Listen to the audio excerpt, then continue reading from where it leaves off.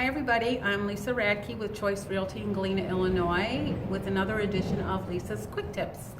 Last time I gave some tips to some first-time home buyers, so this time I thought I would switch it up a little bit and offer some tips to you first-time home sellers out there. The first piece of advice I would give you is to hire a realtor, use a professional. Many home sellers think they're going to save a lot of money by doing it themselves. Statistically, that's not how it turns out. Buyers tend to believe when a house is for sale by owner that they can come in and lowball the seller because they know they're not paying a realtor. So that usually doesn't work, and your house is not being exposed to the multitude of real estate agents that would find it in the MLS. So hire a professional, preferably me. The second thing would be to detach yourself from the process. This is your home, you've lived in it, presumably you have some good memories in there, and sometimes you let your emotions control your decision-making process. So you need to just pretend like you're a potential buyer and walk through your house, make a list of the things that you like about each thing, each room, and the things that you would change.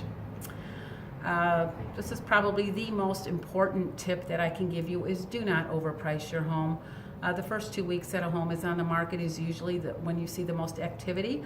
So if it's overpriced, people may come see it, but nothing's going to happen. And I personally don't believe in the listed high and slowly bring the price down game. All that really does is keep your home on the market for an extended period of time.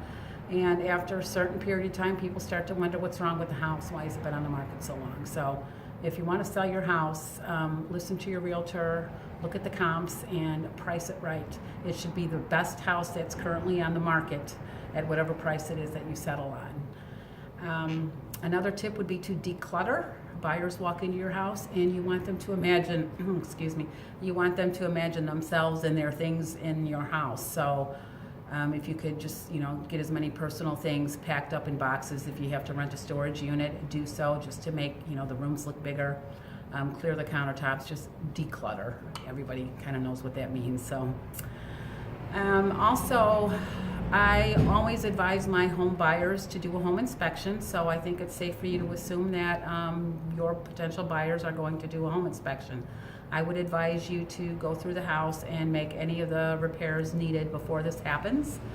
If you get an accepted offer on your house and then the buyers do a home inspection and the inspector comes back with all of these things, best case scenario, it's going to slow down the transaction. Worst case scenario, the deal could just fall apart. So.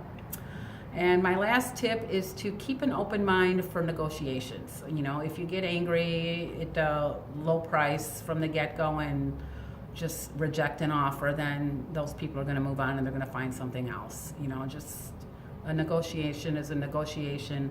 Sellers tend to want to start high, buyers tend to want to start low, and listen to your realtor when they advise you on what you should counter offer. If the house is priced right, then you really shouldn't have to give up a whole lot to make the deal go through. So those are my tips for today.